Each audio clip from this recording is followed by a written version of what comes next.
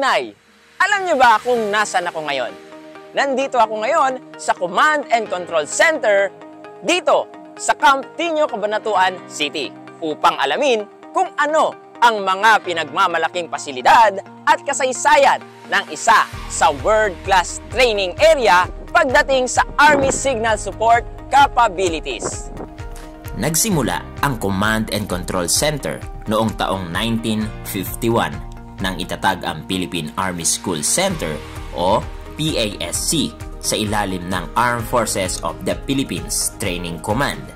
Ang PASC ay nahahati sa tatlong kategorya: ang Ground Combat School, Ordnance School, at Quartermaster School, at nadagdagan ng Engineer School noong June 01, 1952 at Signal School noong 1956. Noong February 18, 1958, tinawag itong Philippine Army School Command upang matutukan ng maigi ang pangangailangan sa pagsasanay ng iba't ibang kakayahan at warfighting functions.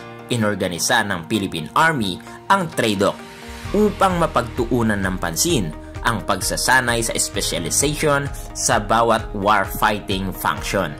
Noong December 16, 2018, formal na itinatag ang Command and Control Center, TRADOC Philippine Army, na naging daan sa pagbuo ng Signal School bilang isang sub-unit ng Command and Control Center.